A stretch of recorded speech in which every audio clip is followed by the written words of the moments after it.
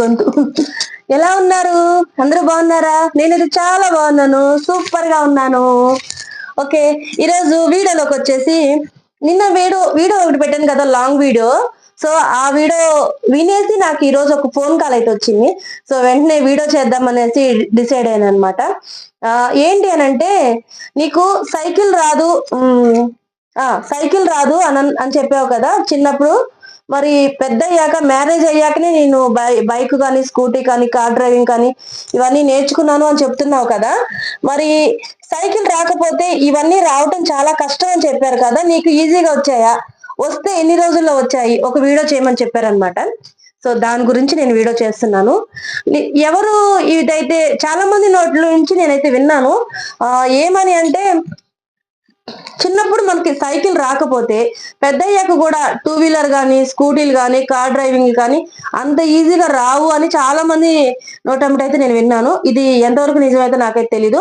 But కానీ అంటానికి మాత్రం చాలా మంది అన్నారు. నాతో కూడా నేను నేర్చుకున్నప్పుడు కూడా చాలా మంది అయితే అన్నారు.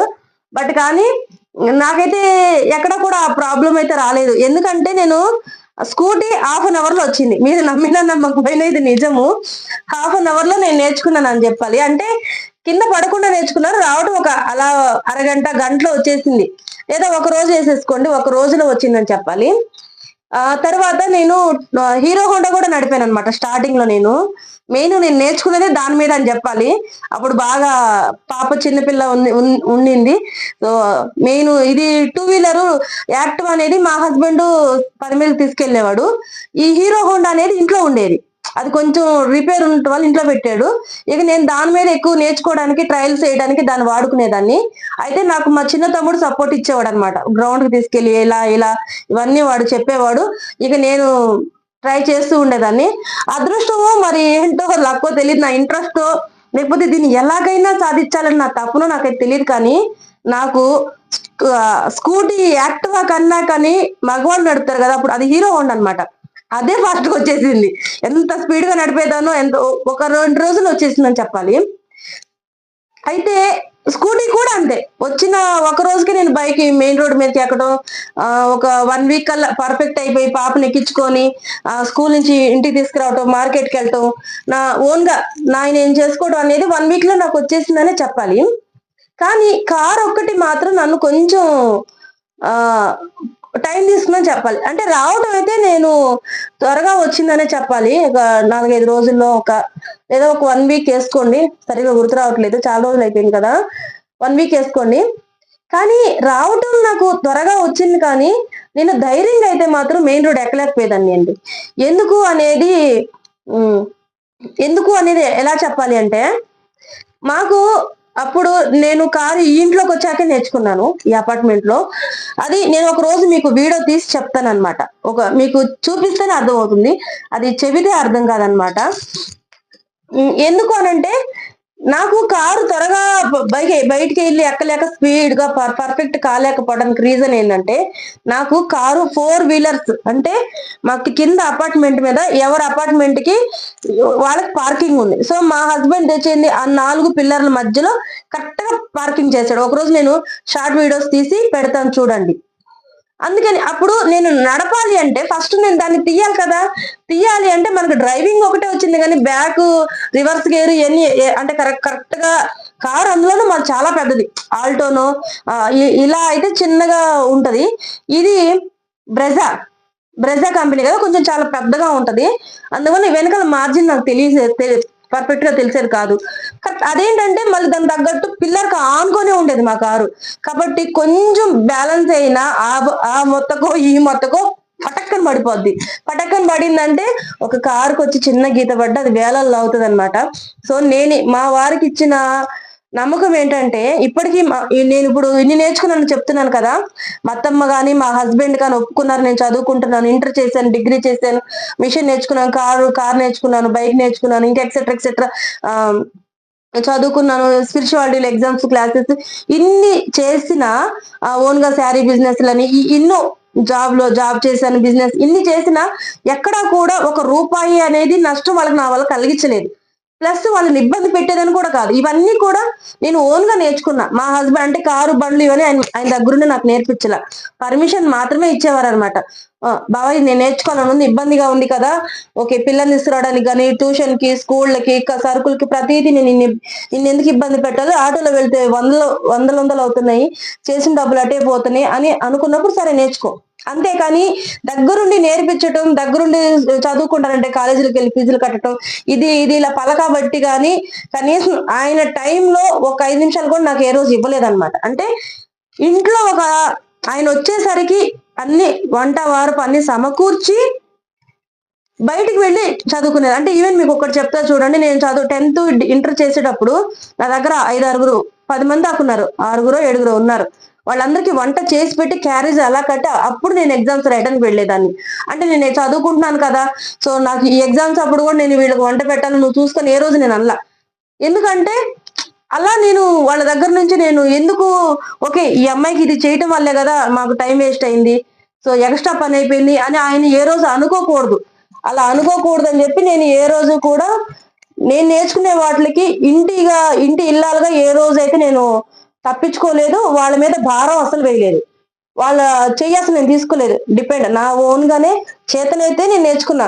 రాలేదా అక్కడ పడేసినవి కూడా ఉన్నాయి అనమాట కొన్ని అలా.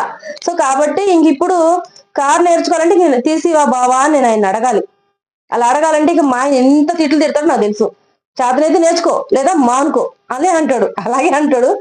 ఇక అందుకే నేను ఏ రోజు కూడా నేను నేర్చుకొని నేనే ఓన్ గా కింద మీద పడి నేర్చుకునేదాన్ని తప్ప వాళ్ళని అసలు ఏ రోజు నా వల్ల ఇబ్బంది పెట్టిందే లేదనమాట. సో కాబట్టి ఒక కింద గీత పడిందంటే అది వేలకు వేలు అవుతుంది. అప్పుడు మా ఆయన డైలాగ్ ఏమొస్తుంది, చూడు నీ వల్ల ఎంత నష్టమైనా అంటాడు. ఆ మాట అనిపించుకోకూడదు అని నేను అందుకని సరే మా తమ్ముడు వచ్చినప్పుడల్లా తీసిమని అడిగేదాన్ని. వాడు సంవత్సరానికి ఒకసారి వచ్చేవాడు. అప్పుడు ఆ 2 రోజులు వచ్చేది. అప్పుడు వాడు రాంగులు తీసిచ్చేవాడు, గ్రౌండ్కి వెళ్ళేదాన్ని, తిప్పేదాన్ని, చిన్నగా పిల్లల్ని తీసుకురావటం, స్కూల్కి ట్యూషన్కి అక్కడ వదిలేసేది. మళ్ళీ పైకి ఎక్కించడం చేత అయ్యేది కాదు. ఎందుకు అయ్యేదంటే ఈ కార్ ఎక్కించే ప్లేస్ లోనే మాకు ఎదురుగా పైంటి వాళ్ళ కారు అక్కడ పార్కింగ్ ఎప్పుడు ఉంటుంది, అది డ్యామేజ్ అయిన కార్ అనమాట. అది ఇంకా తీరు కొంచెం స్లిప్ అయినా దానికి తగిలిద్ది. అంటే కరెక్ట్ గా కార్ వెళ్ళే ప్లేసే ఉంటది మాకు. అటు వెళ్ళినా మొత్తం తగులుతుంది, ఇటు వచ్చినా కార్ తగిలిద్ది. అసలు మనిషి అంత ఇంకంతే చూడండి, ఇంతే పొలో పడాలి.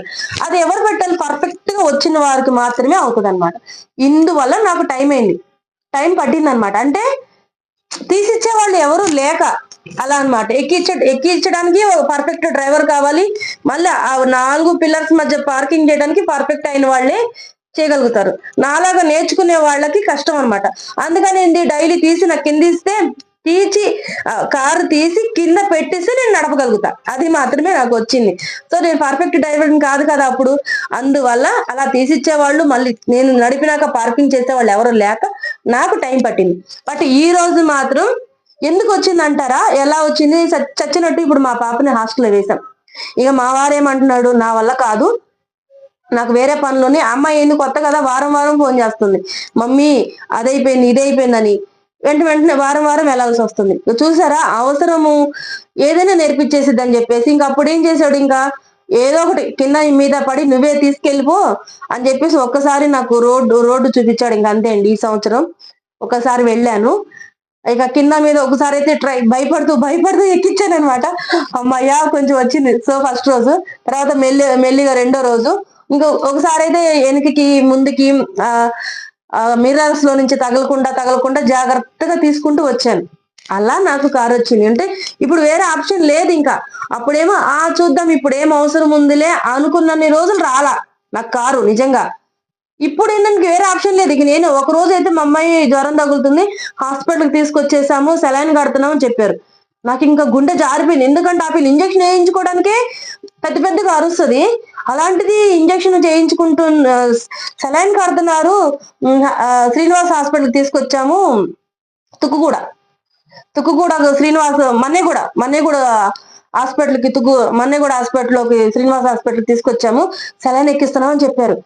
ఇక ఆ రోజు అండి ఇక చచ్చినట్టు అసలు ఎలా తీసానో, ఆ పాపను ఎలాగైనా వెళ్ళిపోవాలని చెప్పేసి వాళ్ళు ఫోన్ చేసిన 20 నిమిషాలకి వెళ్ళిపోయాను. ఎలా తీసానో ఎలా వెళ్తానో తెలీదు, అలా వచ్చేసిన. అంటే అవసరాలు అనేవి మనకి అన్ని నేర్పిస్తాయి. సో కాబట్టి ఇప్పుడు మీకు అర్థమైంది కదా, మనము కార్లైనా బండ్లైనా కానీ నేర్చుకోవాలంటే ఆ అవసరం అనేది మన చేత చేయించాలి. సో నాకు ఇది కంపల్సరీ కావాలి, నేను నేర్చుకోవాలి, ఒకరి మీద ఎందుకు డిపెండ్ అవ్వాలి, నా పనులు నేను చూసుకోవాలి. ఊరికి చిన్నదానికి పెద్దదాన్ని వాళ్ళు పొద్దంతా తిరిగి వస్తారు పాపం. ఇప్పుడు మా ఆయన నేను అడగపోవడానికి ఏంటంటే నా కాళ్ళ మీద నిలబడి అహం కాదు, ఆయన ఎంత ట్రస్ట్ తీసుకుంటాడో నాకు తెలుసు అనమాట. ఎందుకంటే జీతగాళ్ళు ఉంటారు, ఒక పన్ను పట్టుకోడు, 2-3 పనులు పట్టుకుంటాడు. ఈ సిటీలో మాకుండే ఖర్చులకు ఆయన ఆరపన ఆ పొద్దు నుంచి సాయంత్రం దాకా కష్టపడితేనే మాకు వెళ్తది. ఒక అరగంట ఇంట్లో ఉంటే కనీసం ఒక 20-30 ఫోన్లు వస్తాయండి. నేను చాలా సార్లు అంటాను మా ఆయన్ని, నేను జిమ్ వాకింగ్ కి వెళ్ళాల్సిన అవసరం లేదు, నీ ఫోన్ నువ్వు ఇంట్లో ఉన్నంత సేపు ఛార్జింగ్ పెట్టితే ఆ ఛార్జింగ్ ఫోన్ కానీ నీకు తెచ్చిచ్చేయడానికి నాకు ఎక్సర్సైజ్ అయిపోయి 10 కేజీలు తగ్గిపోతాను అంటుంటాను. అన్ని ఫోన్లు వస్తాయి, అంత టెన్షన్లు ఉంటాయి. అలాంటి వ్యక్తిని మళ్ళీ నేను ట్రెస్ పెట్టడం కరెక్ట్ కాదుగా. ఈ రోజు వీడియోలో కూడా మీరు చూడండి, నా అంతటి నేను కష్టపడి ఇలా పెట్టి అలా పెట్టి తీసుకుంటాను కాబట్టి ఉన్నాను కదా, తప్ప ఆయన ఏ రోజు తీయమని చెప్పట్లా, అడగను కూడా. ఎందుకంటే నాది అదే, అతను బాధ నేను చూశాను కదా, అందుకని అడగను. సో కాబట్టి నాకు అందుకే కారు ఇంత లేట్ అయిపోయింది అనమాట.